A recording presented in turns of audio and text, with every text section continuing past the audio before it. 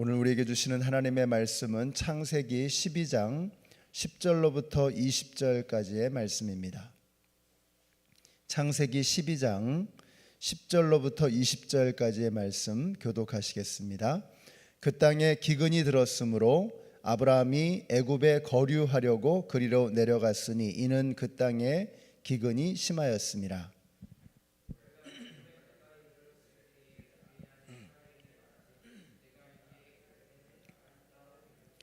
애굽 사람이 그대를 볼 때에 이르기를 이는 그의 아내라 하여 나는 죽이고 그대는 살리리니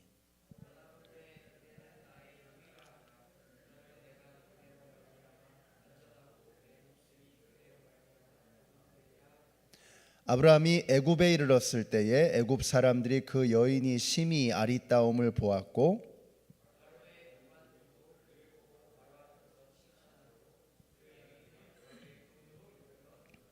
이에 바로가 그로 말미암아 아브라함을 후대함으로 아브라함이 양과 소와 노비와 암수 나귀와 낙타를 얻었더라.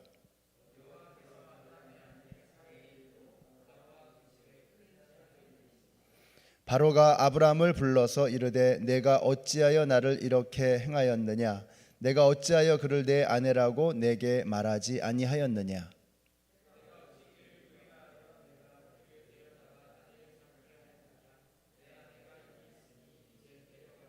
함께 읽습니다.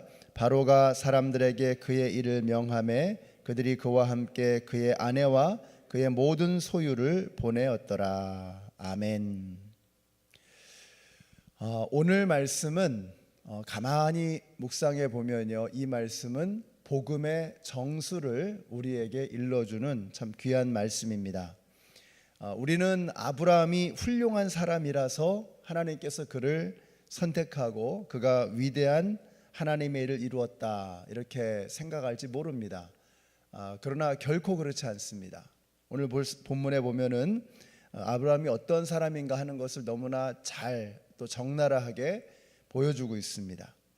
그래서 오늘 아브라함의 모습을 보면서 참 실망스럽게 그지없는 이런 생각을 하게 되죠. 근데 이게 정상입니다. 우리가 이제 보통 말을 할 때 교회가 왜 이래? 믿는 사람들이 왜 그래? 이러거든요. 근데 이제 그런 이야기를 하면서 항상 빠뜨리는 것이 자기 자신을 빠뜨립니다. 이게 참 우리의 문제입니다. 저도 그렇고 여러분도 그렇고 이것이 우리의 생각에 참 큰 허점입니다. 내가 그런 것입니다. 그러니까 오늘날 이 시대가 왜 그런가?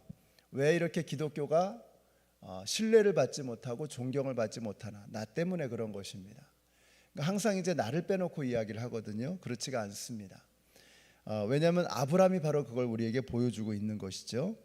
어제 새벽 영상 말씀에서는 아브라함이 하나님의 부르심에 응답하여서 본토 친척 아비의 집을 떠나 미지의 땅으로 나아가는 정말 용감하고 위대한 믿음의 모습을 보여주었습니다. 그러나 바로 그 다음 장면에서 아브라함이 정말 어떤 사람인가 하는 것을 그대로 고스란히 보여주죠.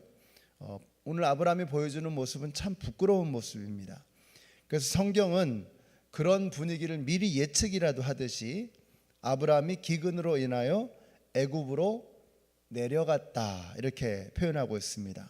성경에서는 뭐 내려갔다 올라갔다 이런 표현들을 여기저기 많이 쓰는데 그런데 이것이 지형적으로 높은 곳으로 올라가고 낮은 곳으로 내려갔다라고 할 수도 있겠지만 많은 경우에 성경은 그것을 영적인 의미와 연관을 시키고 있습니다. 가령 예를 들면 야곱이 베델로 올라가자 이렇게 이야기를 하죠. 또 다윗이 시원성을 향해서 올라가자 이렇게 표현합니다. 이게 꼭 지형적인 의미만을 말하는 것은 아닐 것입니다. 영적인 의미를 나타내고 있는 것이죠. 그래서 무너진 야곱의 삶이 이제는 더 이상 내려갈 곳이 없었기 때문에 다시 올라가고자 하는 베델로 올라가자라고 하는 이런 표현을 사용하고 있는 것입니다. 또 시온성은 예루살렘을 표현하죠. 지리적으로 높은 곳에 있기도 하지만 더 중요한 의미는 하나님이 계시는 그곳으로 함께 올라가자라고 하는 이런 의미가 담겨 있는 것입니다.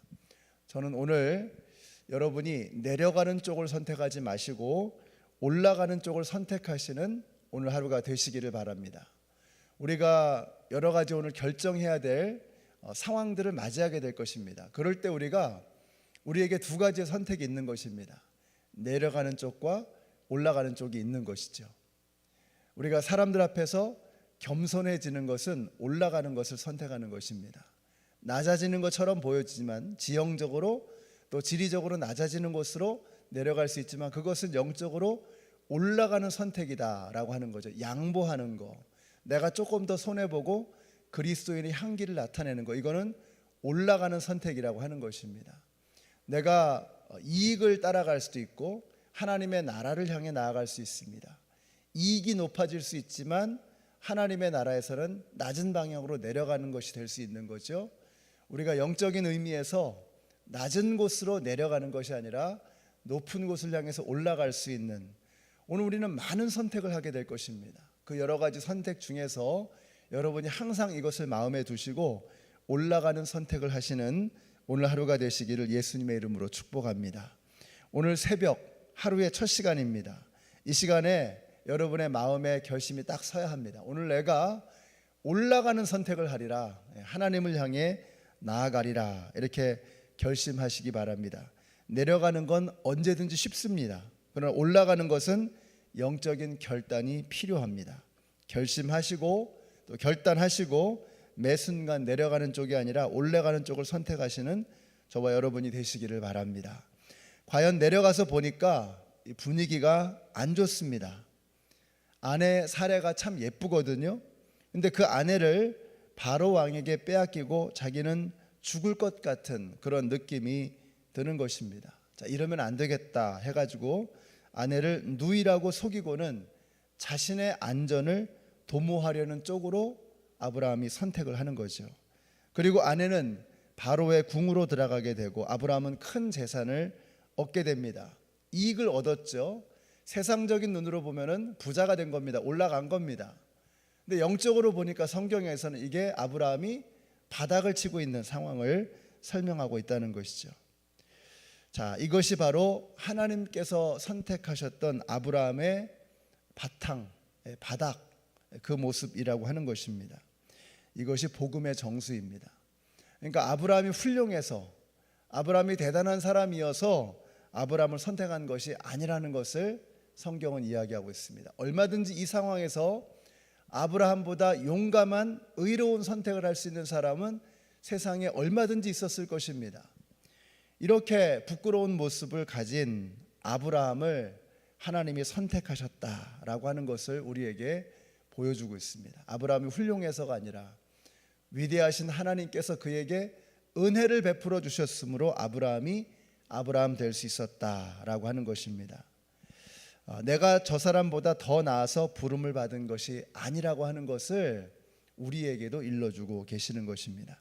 물론 사례가 아브라함의 사촌 누이인 것은 맞습니다. 그러나 누이는 족보상으로 그런 것이고 사례가 아내인 것이 훨씬 더 중요한 거잖아요.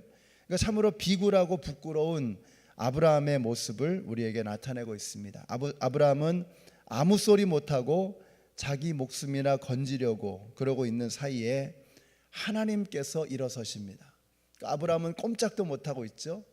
근데 아브라함이 그러고 있으니까 하나님이 일어서시는 거죠. 하나님이 분노하시고 바로의 집안에 재앙을 내리십니다.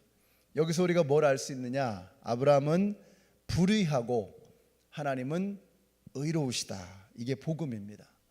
저와 여러분은 뼛속까지 죄인입니다. 안 그런 척 해도, 내가 입술로 아무리 거룩한 것을 말하고 아무리 그럴듯하게 행동할지라도 우리의 깊은 속을 들여다보면 우리는 죄인입니다. 그리고 하나님은 의로우십니다. 이게 복음입니다. 내가 복 받을 만해서, 내가 구원 받을 만해서 구원 받는다라고 생각하는 순간 여러분은 복음의 의미를 잃어버리는 것입니다. 우리가 오늘 이 새벽에도 나와서 하나님 앞에 엎드리는 이유는 하나밖에 없습니다. 우리가 예수를 믿은 다음에 이제는 완전히 의로워져서 예수님처럼 되어져서 이제는 더 이상 하나님 앞에 엎드릴 필요가 없다라고 생각하는 순간 우리는 복음의 의미를 잃어버리는 거죠. 오늘 우리가 이 새벽에 왜 나왔습니까? 하나님, 오늘도 하나님이 아니면 저는 살아갈 수 없습니다. 오늘도 하나님의 도우심이 아니라면 저는 의로운 올바른 믿음의 길을 걸어갈 수 없습니다. 주님 도와주세요 라는 절박한 마음으로, 겸손한 마음으로 주님 앞에 나오신 것입니다. 오늘 저와 여러분이 복음의 의미를 깊이 깨닫고 아브라함을 보면서 우리의 모습을 살펴보시고, 그리고 더욱더 낮은 자세로 더욱더 간절한 마음으로 하나님 앞으로 나와 기도하시는 저와 여러분이 되시기를 우리 예수님의 이름으로 축원합니다. 우리 같이 한번 기도하겠습니다. 오늘 기도하실 때 미행만 그리고 네팔 선교가 이제 진행이 되고 있습니다. 여러분 오늘 기도하실 때 이번에 네팔에 가게 되시는 세 분의 사역자 위해서 기도해 주시고요. 그리고 미행만, 우리 주변에 아직까지도 예수님 알지 못하는 사람이 정말 많습니다. 근데 우리가 예수 안 믿는 사람이 없다고 말하는 것은 이건 영적인 눈이 어두워져 있기 때문이고 관심이 없기 때문입니다. 우리 주위에 믿지 않는 사람들에게 더욱더 담대하게 나아가게 하시고 예수님을 자랑스럽게 증거할 수 있게 하여 주시옵소서. 우리 미행만을 위해서, 네팔 단기 선교를 위해서 같이 합심해서 기도하겠습니다. 사랑의 하나님,